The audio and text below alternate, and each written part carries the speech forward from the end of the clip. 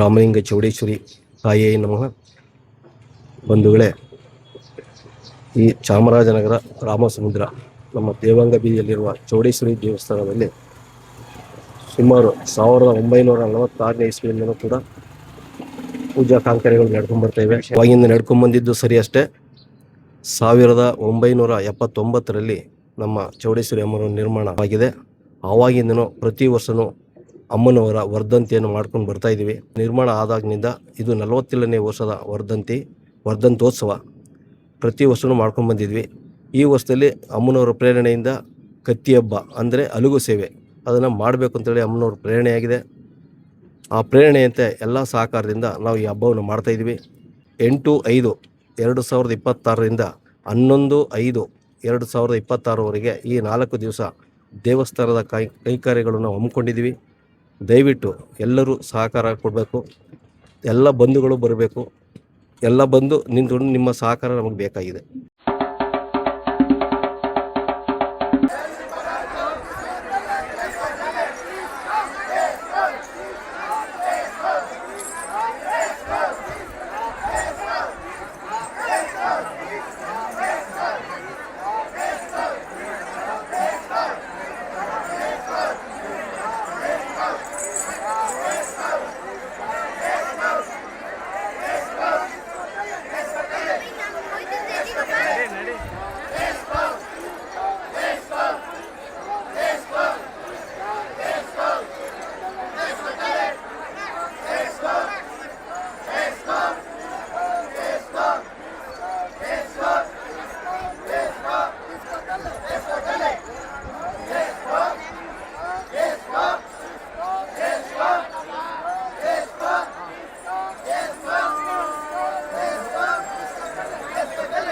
ಇದು ರಾಮಲಿಂಗ ಚೌಡೇಶ್ವರಿ ದೇವಸ್ಥಾನ ರಾಮಸಮುದ್ರ. ಇಲ್ಲಿ ವಿಶೇಷವಾಗಿ ಅಪರೂಪದ ಹಬ್ಬವಾದಂಥ ಕತ್ತಿ ಹಬ್ಬವನ್ನು ಆಚರಿಸ್ತಾ ಇದ್ದೀವಿ. ಇದು ಸುಮಾರು 30 ವರ್ಷಗಳ ನಂತರದಲ್ಲಿ ಆಚರಣೆ ಆಗ್ತಾ ಇರೋಂಥ ಹಬ್ಬ. ಆದ್ದರಿಂದ ಭಕ್ತಾದಿಗಳು ಹೆಚ್ಚಿನ ಸಂಖ್ಯೆಯಲ್ಲಿ ಬಂದು ಈ ಹಬ್ಬದ ವೀಕ್ಷಣೆಯನ್ನು ಮಾಡಿ ಕಣ್ತುಂಬಿಕೊಳ್ಳಬೇಕಾಗಿ ವಿನಂತಿ. ನಮಸ್ತೆ ಚಾಮರಾಜನಗರ. ಈ ದಿನ ನಾವು ನಮ್ಮ ಚಾಮರಾಜನಗರದ ರಾಮಸಮುದ್ರದಲ್ಲಿರುವಂತಹ ಶ್ರೀ ರಾಮಲಿಂಗೇಶ್ವರ ಚೌಡೇಶ್ವರಿ ಅಮ್ಮನವರ ದೇವಸ್ಥಾನಕ್ಕೆ ಬಂದಿದ್ದೀವಿ. ಈ ಒಂದು ವರ್ಧಂತಿ ಮಹೋತ್ಸವದ ಬಗ್ಗೆ ತಿಳಿಸಿಕೊಡಲು ಹಲಗು ಸೇವಾ ಸಮಿತಿಯ ಸದಸ್ಯರಾದಂತಹ ಉಮೇಶ್ ಅವರು ನಮ್ಮೊಟ್ಟಿಗಿದ್ದಾರೆ. ಸರ್, ಈ ಒಂದು ಕಾರ್ಯಕ್ರಮಕ್ಕೆ ನಮ್ಮ ಹಸಿರು ಪಡೆ ಕಡೆಯಿಂದ ತುಂಬು ಹೃದಯದ ಸ್ವಾಗತ. ನಮಸ್ಕಾರ. ನಮಸ್ಕಾರ ಸರ್. ಈ ದಿನ 47ನೇ ವರ್ಷದ ವರ್ಧಂತಿ ಮಹೋತ್ಸವ ನಡೀತಾ ಇದೆ. ಈ ದೇವಸ್ಥಾನ ಹೇಗೆ ಸ್ಥಾಪನೆ ಆಯ್ತು, ಹೇಗೆ ಬಂತು? ಇದು ಉದ್ಭವ ಮೂರ್ತಿ ಅಲ್ಲ, ಇದು ಸ್ಥಾಪನೆ ಮಾಡ್ತಿರೋವಂಥದ್ದು. ಇದ್ರ ಬಗ್ಗೆ ತಿಳಿಸ್ಕೊಡ್ತೀರಾ ಮೇಡಮ್? ಈ ದೇವಸ್ಥಾನ 18/5/1979 ಚಾಮರಾಜನಗರ ರಾಮಸಮುದ್ರದ ನಮ್ಮ ದೇವಾಂಗ ಚೌಡೇಶ್ವರಿ ಗುಡಿ ಬೀದಿಯಲ್ಲಿ ಗಂಗಾಧರನವರು ತಮ್ಮ ಪತ್ನಿಯವರಾದಂಥ ಲಕ್ಷ್ಮೀದೇವಮ್ಮನವರ ಸ್ಮರಣಾರ್ಥ ಈ ದೇವಸ್ಥಾನವನ್ನು ನಿರ್ಮಾಣ ಮಾಡಿ ಅವರು ಚೌಡೇಶ್ವರಿ ಅಮ್ಮನವ್ರನ್ನ ಪ್ರತಿಷ್ಠಾಪನೆ ಮಾಡಿದ್ರು. ಚೌಡೇಶ್ವರಿ ಅಮ್ಮನವರ ಬಲಭಾಗಕ್ಕೆ ಗಣೇಶ ಮತ್ತು ರಾಮಲಿಂಗೇಶ್ವರ ಚೌಡೇಶ್ವರಿ ಪ್ರತಿಷ್ಠಾಪನೆ ಆಗಿದೆ. ನಮ್ಮ ಚೌಡೇಶ್ವರಿ ಅಮ್ಮನವರ ಎಡಭಾಗಕ್ಕೆ ಬಿಳ್ಗಿ ರಂಗನಾಥ ಸ್ವಾಮಿಯವರ ವಿಗ್ರಹವು ಪ್ರತಿಷ್ಠಾಪನೆ ಆಗಿದೆ. ಯಾಕೆ ಅಂತಂದರೆ ನಮ್ಮ ಈ ಚಾಮರಾಜನಗರದಲ್ಲಿ ಬೆಳ್ಗುರಂಗ ಸ್ವಾಮಿ ಒಕ್ಕಲು ಜಾಸ್ತಿ ಇರೋದ್ರಿಂದ ಅದನ್ನು ಸಹ ನಾವು ಪ್ರತಿದಿನ ಅದನ್ನು ನಾವು ದೇವರನ್ನು ಪೂಜಿಸ್ತಾ ಇದ್ದೀವಿ. ಪ್ರತಿದಿನ ಇದು ಬೆಳಗ್ಗೆ ಮತ್ತು ಸಂಜೆ ಪ್ರತಿದಿನ ನಮ್ಮಲ್ಲಿ ಪೂಜೆ ನಡೀತಾ ಇದೆ. 1979ರಿಂದ ಈಚೆಗೂ ಈ ಒಂದು ವ್ಯವಸ್ಥೆ ಪ್ರತಿದಿನ ನಡ್ಕೊಂಬರ್ತಾ ಇದೆ. ಇದನ್ನು ನಮ್ಮ ದೇವಾಂಗ ಭಕ್ತ ಮಂಡಳಿ ಇದನ್ನು ವ್ಯವಸ್ಥೆಯನ್ನು ಮಾಡ್ಕೊಂಡು ಬರ್ತಾ ಇದ್ದೀರಾ ಸರ್? ಪ್ರತಿ ವರ್ಷ ಈಗ 47 ವರ್ಷದಿಂದ ಚೌಡೇಶ್ವರಿ ಅಮ್ಮನವರ ವರ್ಧಂತಿ ಮಹೋತ್ಸವ ಮಾಡ್ಕೊಂಡ್ ಬರ್ತಾ ಇದ್ದೀರಾ. ಈ ವರ್ಷ ವಿಶೇಷವಾಗಿ ಕತ್ತಿ ಹಬ್ಬ ಅಂತ ಕೇಳ್ಬಂತು. ಕತ್ತಿ ಹಬ್ಬ ಅಂದ್ರೆ ಏನು ಅಂತ ತಿಳಿಸ್ತೀರಾ ಮೇಡಮ್? ಈಗ ನಾವು ಸುಮಾರು 47 ವರ್ಷಗಳಿಂದ ಪ್ರತಿ ವರ್ಷದ ವೈಶಾಖ ಮಾಸದಲ್ಲಿ ನಾವು ವರ್ಧಂತಿಯನ್ನು ಆಚರಣೆ ಮಾಡ್ಕೊಂಬರ್ತಾ ಇದ್ದೀವಿ. ಈ ಸರಿ ವಿಶೇಷವಾಗಿ ಸುಮಾರು 28 ವರ್ಷಗಳ ಹಿಂದೆ ನಾವು ಹಲಗು ಸೇವೆ ಅಥವಾ ಕತ್ತಿ ಹಬ್ಬ ಅಂತ ಮಾಡ್ತಾ ಇದ್ವಿ. ಮಧ್ಯ 28 ವರ್ಷ ಮಾಡಿಲ್ಲ.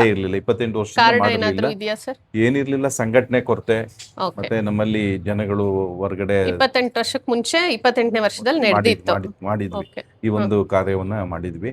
ಈ ವರ್ಷ ನಮ್ಮ ಸಂಘಟನೆ ಎಲ್ಲ ಸೇರಿ ದೇವಾಂಗ ಭಕ್ತ ಮಂಡಳಿ ನಮ್ಮಲ್ಲಿ 2 ಬೀದಿಗಳಿದೆ. ಒಂದು ವಿನಾಯಕನ ಗುಡಿ ಬೀದಿ, ಒಂದು ಚೌಡೇಶ್ವರಿ ಗುಡಿ ಬೀದಿ ಅಂತೇಳಿ 2 ಬೀದಿಯ ನಮ್ಮ ದೇವಾಂಗ ಬಂಧುಗಳು ಸೇರಿ ಈ ಒಂದು ತೀರ್ಮಾನ ಮಾಡಿ ಈ ವರ್ಷ ಒಂದು ಹಲಗು ಸೇವೆಯನ್ನು ಅಮ್ಮನವರಿಗೆ ನೀಡಬೇಕು ಅಂತೇಳಿ ಅದನ್ನ ಕತ್ತಿ ಹಬ್ಬ ಅಂತ ನಾವು ಕರಿತೀವಿ. ಹಲಗು ಸೇವೆ ಅಂದ್ರೆ ಹಲಗು ಏನು ಸೇವೆ ಅಂತಂದ್ರೆ ಅದಕ್ಕೊಂದು ಪುರಾಣದಂತ ಒಂದು ಇತಿಹಾಸ ಇದೆ. ಈ ಹಿಂದೆ 3 ಲೋಕದಲ್ಲೂ ಸಹ ವಾಸಿಸಿರ್ತಕ್ಕಂಥ ದೈವರು ಮತ್ತು ದೈತರುಗಳಿಗೆ ಅವರಿಗೆ ತೊಡಲಿಕ್ಕೆ ವಸ್ತ್ರಗಳಿರಲಿಲ್ಲ. ಆ ವಸ್ತ್ರಗಳಿಲ್ಲದೆ ಇದ್ದ ಟೈಮಲ್ಲಿ ಶಿವ ಪಾರ್ವತಿಗೆ ಈ ವಿಷ್ಣು ಮತ್ತು ನಮ್ಮ ಹರಿಹರ ಇವರೆಲ್ಲ ಬಂದು ದೈತ್ಯರೆಲ್ಲ ಬಂದು ಅವ್ರನ್ನ ಕೇಳ್ಕೊತಾರೆ, ನಮಗೆ ಮರದ ತೊಗಟೆಗಳನ್ನು ತೊಡ್ತಾ ಇದ್ದೀವಿ, ಹಸಿರು ಎಲೆಗಳನ್ನು ತೊಡ್ತಾ ಇದ್ದೀವಿ, ಮತ್ತು ಹೂವಿನ ಹಾರಗಳನ್ನು ಹಾಕ್ಕೊಂಡು ನಾವು ನಮ್ಮ ಮಾನ ಮರ್ಯಾದೆ ಅಂತಕ್ಕಂಥದ್ದು ಏನಿದೆ ಅದನ್ನು ಕಾಪಾಡ್ಕೊಂಡು ಬರ್ತಾ ಇದ್ದೀವಿ. ಈಗ ನಮಗೆ ಈ ಒಂದು ವಸ್ತ್ರ ಏನಾಗಿದೆ ಅಂತಂದರೆ ತುಂಬ ನಮಗೆ ಹಿಂಸೆಯನ್ನು ಕೊಡ್ತಾ ಇದೆ, ಒಂಥರ ಸ್ಮೆಲ್ ವಾಸನೆ ಬರ್ತಕ್ಕಂಥದ್ದು, ತುಂಬ ಹಿಂಸೆ ಆಗ್ತಕ್ಕಂಥದ್ದು ಆಗ್ತಾ ಇದೆ ಅಂತ ಹೇಳ್ಬಿಟ್ಟು ಪಾರ್ವತಿ ದೇವಿ ತನ್ನ ಈಶ್ವರನಿಗೆ ಈ ಒಂದು ವಿಚಾರವನ್ನು ಭಿನ್ನವಹಿಸ್ಕೋತಾರೆ. ಆ ಭಿನ್ನವಹಿಸ್ಕೊಂಡಾಗ ಈಶ್ವರ ಶಿವ ಏನು ಹೇಳ್ತಾರೆ, ನೋಡಮ್ಮ, ನಿಂದು ಇದೊಬ್ಬರದೇ ಸಮಸ್ಯೆ ಇಲ್ಲ, ಇಡೀ 3 ಲೋಕದಲ್ಲಿರ್ತಕ್ಕಂಥ ಎಲ್ಲರಿಗೂ ಇದೊಂದು ಸಮಸ್ಯೆ ಇದೆ. ಅದರಿಂದ ನಾನು ನನ್ನ ಪಾಲನೇತ್ರದಲ್ಲಿ ನನ್ನ 3 ಕಣ್ಣಿನಿದೆಲ್ಲ ಆ ಕಣ್ಣಿನಲ್ಲಿ ಒಬ್ಬರು ದೇವಲ ಮಹರ್ಷಿ ಅಂತಕ್ಕಂಥವ್ರನ್ನ ಸೃಷ್ಟಿ ಮಾಡ್ತೀನಿ. ಅವರು ಏನು ಮಾಡ್ತಾರೆ, ನಿಮಗೆ ವಸ್ತ್ರವನ್ನು ವ್ಯವಸ್ಥೆ ಮಾಡ್ತಾರೆ ಅಂಥೇಳಿ ಪಾರ್ವತಿ ದೇವಿಗೆ ತನ್ನ ಎದುರುಗಡೆನೆ ದೇವಲ ಮಹರ್ಷಿಯನ್ನು ಅವರು ಸೃಷ್ಟಿ ಮಾಡ್ತಾರೆ. ಅವರು ಹೊರಗಡೆ ಬಂದು ನಾನು ಏನು ಮಾಡಬೇಕು, ನನ್ನ ಕಾರ್ಯವನ್ನು ಹೇಳಿ ಅಂತಕ್ಕಂಥದ್ದನ್ನ ಶಿವನಲ್ಲಿ ಭಿನ್ನವಿಸ್ಕೊಂಡಾಗ ಅವ್ರು ಹೇಳ್ತಾರೆ, ನೋಡಪ್ಪ, ಇವರು 3 ಲೋಕದಲ್ಲಿರ್ತಕ್ಕಂಥ ಆ ಜನಗಳಿಗೆ ಮತ್ತು ದೈತರಿಗೆ, ದೇವಮ್ಮನವರಿಗೆ ವಸ್ತ್ರಗಳಿಲ್ಲದೆ ಇರೋದ್ರಿಂದ ನೀನು ವಸ್ತ್ರವನ್ನು ವ್ಯವಸ್ಥೆಯನ್ನು ಮಾಡಿಕೊಡ್ಬೇಕು ಅಂತ ಅವರು ಹೇಳ್ತಾರೆ. ಜೊತೆಗೆ ನೀನು ವಿಷ್ಣುವಿನ ಬಳಿ ಹೋಗಿ ವಿಷ್ಣುವಿನ ನಾಭಿಯಲ್ಲಿ ಹತ್ತಿಯ ಬೀಜಗಳು ಸಿಗ್ತವೆ, ಮತ್ತು ವಿಷ್ಣುವಿನ ಉದರದಲ್ಲಿ ವರ್ಣತಂತುಗಳು, ಸೂತ್ರಗಳು ಸಿಗ್ತವೆ. ಅದನ್ನು ಪಡ್ಕೊಂಡು ಇವರಿಗೆಲ್ಲ ನೀನು ವಸ್ತ್ರದ ವ್ಯವಸ್ಥೆಯನ್ನು ಮಾಡಬೇಕು ಅಂದ್ಬಿಟ್ಟು ಅವರು ವಿಚಾರವನ್ನು ಹೇಳ್ತಾರೆ. ಜೊತೆಗೆ ನೀನು ಆ ವಸ್ತ್ರವನ್ನು ಮಾಡಬೇಕಾದ್ರೆ ಆ ಬೀಜ ಮತ್ತು ಆ ಸೂತ್ರಗಳನ್ನು ದಯಪಾಲಿಸುವಾಗ, ವಿಷ್ಣುವಿನಿಂದ ದಯಪಾಲಿಸ್ಕೊಳ್ಳುವಾಗ ನಿನಗೆ ದೈತ್ಯರು ನಿನಗೆ ತೊಂದರೆ ಕೊಡ್ತಾರೆ, ಅದಕ್ಕೆ ಭಾಳ ಹುಷಾರಾಗಿದ್ದು ನೀನು ಆ ವ್ಯವಸ್ಥೆಯನ್ನು ಮಾಡಬೇಕು ಅಂತ ಹೇಳ್ತಾರೆ. ಅದೇ ರೀತಿ ಆ ದೇವಲ ಮಹರ್ಷಿಗಳು ಆ ಕ್ಷೀರ ಸಾಗರದಲ್ಲಿರ್ತಕ್ಕಂಥ ವಿಷ್ಣುವನ್ನನ್ನು ಭೇಟಿ ಮಾಡಿ ಅವರ ಹತ್ರ ಆ ಬೀಜ, ಹತ್ತಿಯ ಬೀಜ ಮತ್ತು ಆ ಸೂತ್ರವನ್ನು ಪಡ್ಕೊಂಡು ಒಂದು ಆಶ್ರಮದಲ್ಲಿ ಆ ವ್ಯವಸ್ಥೆಯನ್ನು ಮಾಡ್ತಿರುವಾಗ ದೈತ್ಯರೆಲ್ಲ ಅವ್ರ ಮೇಲೆ ಯುದ್ಧವನ್ನು ಮಾಡ್ತಾರೆ. ದೈತ್ಯರೆಲ್ಲ ಅವ್ರ ಮೇಲೆ ಎರಗಿದಾಗ ಆ ವಿಷ್ಣು ಮೊದಲೇ ಸೂಚಕವಾಗಿ ಅವರಿಗೆ ಒಂದು ವಿಷ್ಣು ಚಕ್ರವನ್ನು ಕೊಟ್ಟಿರ್ತಾರೆ. ಆ ವಿಷ್ಣು ಚಕ್ರವನ್ನು ಅವರೇನು ಮಾಡ್ತಾರೆ, ಪ್ರಯೋಗಿಸಿ ಆ ದೈತ್ಯರನ್ನೆಲ್ಲ ಸಂಹಾರ ಮಾಡಿ ಇನ್ನೇನು ವಸ್ತ್ರ ಮತ್ತು ಈ ಹತ್ತಿ ಬೀಜಗಳನ್ನು ಕಾಪಾಡ್ಕೋಬೇಕು ಅನ್ನೋಂತ ಹೇಳಿದಲ್ಲಿ ಇನ್ನೂ 5 ಜನ ಪಂಚ ರಾಕ್ಷಸಕರು ಇವ್ರ ಮೇಲೆ ಬಂದು ಎರಗಿಬಿಡ್ತಾರೆ. ಆಗ ಪಂಚರಾಕ್ಷಸರನ್ನ ಇವರು ತಡಿಲೇದಕ್ಕಂಥ ಅಸಮರ್ಥರಾದಾಗ ಏನು ಮಾಡಬೇಕು ಅಂತಕ್ಕಂಥ ವೇಳೆಯಲ್ಲಿ ಆಗ ಅವರು ಪಾರ್ವತಿಯನ್ನು ಬೇಡ್ಕೊತಾರೆ. ಆ ಪಾರ್ವತಿಯನ್ನು ಬೇಡ್ಕೊಂಡಾಗ ಪಾರ್ವತಿ ಅವಳು ಚೌಡೇಶ್ವರಿ ರೂಪದಲ್ಲಿ, ಅಂತಂದರೆ ಚೌಡೇಶ್ವರಿ ಅಂತಂದರೆ ಒಂದು ಕ್ರಿಯಾಶಕ್ತಿ ಇರ್ತಕ್ಕಂಥದ್ದು, ಜ್ಞಾನಶಕ್ತಿ ಇರ್ತಕ್ಕಂಥದ್ದು, ಜೊತೆಗೆ ಇಚ್ಛಾಶಕ್ತಿ ಇರ್ತಕ್ಕಂಥ ಒಂದು ರೂಪಿಣಿಯವರು. ಆ 3 ಶಕ್ತಿಯನ್ನು ಹೊಂದಿರತಕ್ಕಂಥ ಪಾರ್ವತಿ ಚೌಡೇಶ್ವರಿಯಾಗಿ ಬಂದು ಅವರೇನು ಮಾಡ್ತಾರೆ, ಆ ಪಂಚ ರಾಕ್ಷಸರನ್ನ, ಪಂಚಸೇನೆಗಳಿರ್ತಕ್ಕಂಥ ರಾಕ್ಷಸರನ್ನ ಅವರು ಕೊಲ್ಲಿ ಅವರನ್ನು ಸಂಹಾರ ಮಾಡ್ತಾರೆ. ಈ ಸಂಹಾರ ಮಾಡುವಾಗ ಅವರು ಉಗ್ರ ರೂಪವನ್ನು ತಾಳ್ಕೊಂಡಿರ್ತಕ್ಕಂಥ ಸಮಯದಲ್ಲಿ ಅವ್ರನ್ನ ಶಾಂತಿ ರೂಪದಲ್ಲಿ ತರಬೇಕು, ಅವ್ರನ್ನ ಪ್ರಸನ್ನ ರೂಪದಲ್ಲಿ ತರಬೇಕು ಅಂತ ಹೇಳಿದಾಗ ದೇವಲ ಮಹರ್ಷಿ ತನ್ನ ಕತ್ತಿಯಲ್ಲಿ ಹಲಗುವನ್ನು, ಆ ಕತ್ತಿ ಹಲಗಲ್ಲಿ ತನ್ನ ಮೈಗೆ ಹೊಡ್ಕೊಂಡು ರಕ್ತ ಬರೋದ್ರ ಮುಖಾಂತರ, ರಕ್ತವನ್ನು ಅರ್ಪಣೆ ಮಾಡೋದ್ರ ಮುಖಾಂತರ ಅವರನ್ನು ಪ್ರಸನ್ನ ರೂಪಿಯಾಗಿ ಮಾಡ್ತಾರೆ. ಯಾವಾಗ ಹಲಗಲ್ಲಿ ರಕ್ತನ ಪ್ರಸನ್ನ ರೂಪಿಯಾಗಿ ಮಾಡಿದ್ರು ಆ ಚೌಡೇಶ್ವರಿ ದೇವಿ ಪ್ರಸನ್ನ ರೂಪರಾಗಿ ಅವ್ರಿಗೆ ತನ್ನ ಕೆಲಸಗಳೇನಿದೆ ಅದು ಸರಾಗವಾಗಿ ಮಾಡಲಿಕ್ಕೆ ವ್ಯವಸ್ಥೆ ಮಾಡಿಕೊಡ್ತಾರೆ. ಆ ಒಂದು ದಿನದ ನೆನಪಿಗಾಗಿ ನಾವು ಯಾರು ಪಾಲನೇತೃತ್ವನ ಬಂಧುಗಳು, ನಾವು ಪಾಲ ಅಂದರೆ ಮೂರನ ಕಣ್ಣಿನಿಂದ ಹುಟ್ಟಿರ್ತಕ್ಕಂಥ ದೇವಾಂಗ ಬಂಧುಗಳು ನಾವು, ಅದಕ್ಕೋಸ್ಕರ ಆ ಪಾಲನೇತ್ರದಿಂದ ಬಂದಿರತಕ್ಕಂಥ ನಾವುಗಳು ದೇವಾಂಗ ಜನರು ಅವ್ರಿಗೋಸ್ಕರ ಈ ಒಂದು ನೆಲೆಯಲ್ಲಿ ಅವರಿಗೆ ಈ ಒಂದು ವಿಚಾರವಾಗಿ ಅವರಿಗೆ ಪ್ರಸನ್ನ ರೂಪ ಮಾಡಬೇಕು ಅಂತೇಳಿ ನಾವೊಂದು ಈ ಹಬ್ಬವನ್ನು ದೊಡ್ಡ ಕತ್ತಿ ಹಬ್ಬವನ್ನು ನಾವು ಪ್ರತಿ ವರ್ಷ ನಮ್ಮ ವೈಶಾಖ ಇದರಲ್ಲಿ ಮಾಡಿಕೊಂಡು ಬರ್ತಾಯಿದ್ದೀವಿ. ಅಂದರೆ 28 ವರ್ಷಗಳಾಗಿತ್ತು. 28 ವರ್ಷಗಳ ನಂತರ ಈ ಒಂದು ಕಾರ್ಯಕ್ರಮವನ್ನು ಮಾಡ್ತಾಯಿದ್ದೀವಿ. ಈ ಕಾರ್ಯಕ್ರಮದ ಉದ್ದೇಶ ಏನಪ್ಪ ಅಂತಂತಂದರೆ, ನಾವು ಲೋಕ ಕಲ್ಯಾಣಾರ್ಥ, ಜನರಿಗೂ ಸರ್ವ ಮಂಗಳವಾಗಲಿ, ಸರ್ವರೂ ಬಹಳ ಸದ್ಬುದ್ಧಿಯಿಂದ ಇರಲಿ, ಸರ್ವರಿಗೂ ಒಳ್ಳೆಯದಾಗಲಿ ಅಂತಕ್ಕಂಥ ಉದ್ದೇಶಕ್ಕೋಸ್ಕರ ಈ ಒಂದು ದೊಡ್ಡ ಕತ್ತಿ ಹಬ್ಬದ ಹಲವು ಸೇವೆಯನ್ನು ನಾವು ಈ ಕಾರ್ಯಕ್ರಮವನ್ನು ಮಾಡ್ತಾಯಿದ್ವಿ. ಈ ಕಾರ್ಯಕ್ರಮ ನಮ್ಮ ಇಲ್ಲಿ 3 ದಿನಗಳ ಕಾಲ ನಡೀತಿದೆ. ಅಂದರೆ ಈ ತಿಂಗಳ ಮೇ ತಿಂಗಳ 9, 10 ಮತ್ತು 11ನೇ ತಾರೀಕು ಈ 3 ಕಾರ್ಯಕ್ರಮಗಳು ನಡೀತವೆ. ಆ 3 ದಿವಸ, ಮೊದಲನೇ ದಿವಸ ನಾವು ಪೂಜೆ ಕೈಂಕಾರ್ಯಕ್ಕೆ ಪೂರ್ವ ಸಿದ್ಧತೆಯನ್ನು ಮಾಡ್ಕೋತೀವಿ. ಆಗಮಿಕರನ್ನ ಅವ್ರನ್ನ ನಾವು ಇನ್ವೈಟ್ ಮಾಡ್ಕೊಳ್ಳೋದು, ಆಹ್ವಾನ ಮಾಡ್ಕೊಳ್ತಕ್ಕಂಥದ್ದು, ನಮ್ಮ ದೇವಸ್ಥಾನ ಶುದ್ಧೀಕರಣ ಮಾಡ್ಕೊಳ್ತಕ್ಕಂಥ ಚಟುವಟಿಕೆ ಮೊದಲನೇ ದಿನ 9ನೇ ತಾರೀಕು ನಡೀತಿದೆ. 10ನೇ ತಾರೀಕು ಹಲಗು ಸೇವೆ ನಡೀತಿದೆ. ಹಲಗು ಸೇವೆಗೆ ಸುಮಾರು ನಮ್ಮ ಚಾಮರಾಜನಗರ ಜಿಲ್ಲೆ ಅಲ್ಲದೆ ಮೈಸೂರು, ಮಂಡ್ಯ, ಹಾಸನ, ಚಿತ್ರದುರ್ಗ ಮತ್ತು ದೊಡ್ಡಬಳ್ಳಾಪುರ, ಚಿಕ್ಕಬಳ್ಳಾಪುರ ಇಲ್ಲಿಂತಕ್ಕಂಥ ನಮ್ಮ ಬಂಧುಗಳೆಲ್ಲ ಬಂದು ಈ ಒಂದು ಕಾರ್ಯದಲ್ಲಿ ತೊಡಗ್ತಾರೆ. ಈ ಒಂದು ಸೇವೆಯನ್ನು ಅಮ್ಮನವರಿಗೆ ತಮ್ಮ ಹಲಗು ಸೇವೆಯನ್ನು ಕೊಡಲಿಕ್ಕೆ ಬರ್ತಾ ಇದ್ದಾರೆ. ಮತ್ತು 10ನೇ ತಾರೀಕು ವಸಂತೋತ್ಸವ ಅಂತ ಮಾಡ್ತೀವಿ. 11ನೇ ತಾರೀಕು ವಸಂತೋತ್ಸವ ಅಂತ ಮಾಡ್ತೀವಿ. ಅಂದರೆ ದೇವಿಯನ್ನು ನಾವು ಸಂಪೂರ್ಣವಾಗಿ ಪ್ರಸನ್ನ ಆದಮೇಲೆ ದೇವಿಗೆ ಇನ್ನೊಂದು ಸರಿ ನಾವು ಇಡೀ ಊರಲ್ಲಿ ಮುಖಾಂತರ ಅವ್ರಿಗೆ ಸಂಪನ್ನವಾಗಲಿ ಅಂತೇಳಿ ವಸಂತೋತ್ಸವವನ್ನು ಕಾರ್ಯಕ್ರಮವನ್ನು ಮೆರವಣಿಗೆನ ಮಾಡ್ತೀವಿ. ವರ್ಧಂತಿ ಮಹೋತ್ಸವ ಜೊತೆಗೆ ಪ್ರತಿದಿನ ಸೇವೆ ಸಲ್ಲಿಸ್ಬೋದಲ್ವಾ? ದೇವಸ್ಥಾನ ಪ್ರತಿದಿನ ತೆಗ್ದಿರುತ್ತೆ, ಪೂಜಾ ಕಾರ್ಯಕ್ರಮಗಳು ದಿನ ನಡೀತಾ ಇರುತ್ತೆ. ಅಂದ್ರೆ ನಮ್ಮ ಚಾಮರಾಜನಗರದ ಜನತೆಗೆ ಟೈಮಿಂಗ್ಸ್ ಏನಾದ್ರು ಇದೆಯಾ ದೇವಸ್ಥಾನ ಬರೋದಕ್ಕೆ? ಯಾವಾಗ್ಲೂ ತೆಗ್ದಿರುತ್ತಾ ದೇವಸ್ಥಾನ? ಇಲ್ಲ ಮೇಡಮ್, ಇದು ಅಗತ್ಯವಾಗಿ ಜನ ಎಲ್ಲ ಬರ್ಬೋದು. ಬೆಳಿಗ್ಗೆ ಸಾಮಾನ್ಯ ನಮಗೆ 6 ಗಂಟೆಯಿಂದ 10 ಗಂಟೆವರೆಗೆ ದೇವಸ್ಥಾನದ ಪೂಜೆಗಳು, ಅಭಿಷೇಕಗಳು, ನೈವೇದ್ಯಗಳು ದಿನ ನಡೀತದೆ.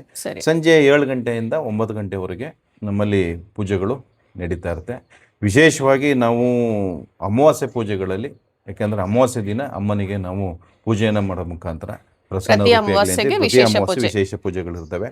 ಜೊತೆಗೆ ನಮ್ಮಲ್ಲಿ ಈ ದಸರಾ ಹಬ್ಬಗಳಲ್ಲಿ, ನವರಾತ್ರಿಯನ್ನು ಸಹ ಹಬ್ಬಗಳನ್ನ ನಾವಿಲ್ಲಿ ವಿಶೇಷವಾಗಿ 9 ದಿನ ವಿಶೇಷವಾದ ಅಲಂಕಾರಗಳಿರ್ತವೆ, ಪೂಜೆಗಳು ನಡೀತಾ ಇರುತ್ತೆ. ಅದಕ್ಕೆ ನಮ್ಮ ಬಂಧು ಬಾಂಧವರ ಜೊತೆಗೆ ಊರಿನ ಗ್ರಾಮಸ್ಥರು ಸಹ ಈ ಒಂದು ಪೂಜಾ ಕಾರ್ಯಕ್ರಮಗಳಲ್ಲಿ ಕೈಗೊಂಡು ತಮ್ಮದೇ ಆದಂಥ ಒಂದು ಅವಕಾಶಗಳನ್ನು ಬರ್ತಾ ಇದ್ದಾರೆ.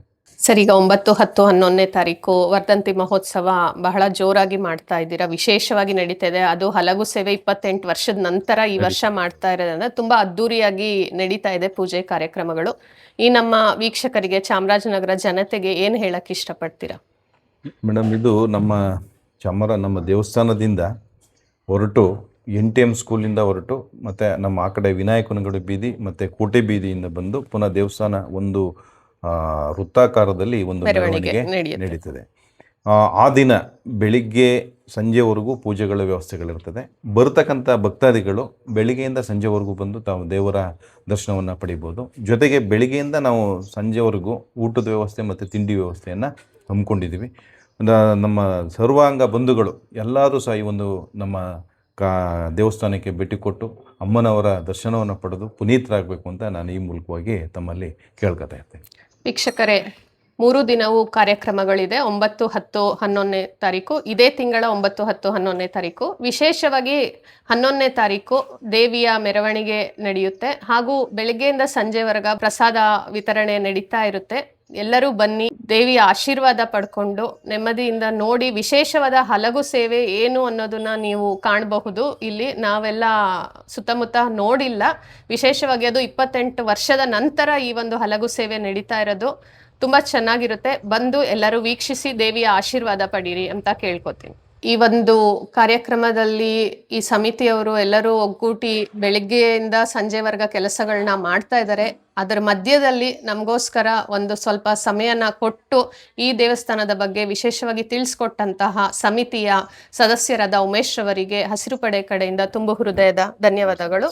ನೀವು ಈ ದೇವಸ್ಥಾನದ ಬಗ್ಗೆ ಹೆಚ್ಚಿನ ಮಾಹಿತಿ ಅಥವಾ ಹಲಗು ಸೇವೆಯಲ್ಲಿ ಭಾಗಿಯಾಗಬೇಕು ಅನ್ನೋರು ಮಾಹಿತಿಯನ್ನು ಪಡೆದುಕೊಳ್ಳಬೇಕು ಅನ್ನೋದಾದರೆ ಹಾಗೂ ನಿಮ್ಮ ಸಹಕಾರ ನೀಡುವುದಾದರೆ ಈ ಕೆಳಗಿನ ನಂಬರ್ಗೆ ತಾವೆಲ್ಲರೂ ಸಂಪರ್ಕಿಸಿ. ಉಮೇಶ್ ರವರ ನಂಬರ್ನ ನಾವಿಲ್ಲಿ ಕೊಟ್ಟಿದ್ದೀವಿ. ಎಲ್ಲರೂ ಸಂಪರ್ಕಿಸಿ ವಿಶೇಷವಾದ ಏನೇ ಸಹಕಾರ ಇದ್ರೂ ನೀವು ಮಾಡಬಹುದು.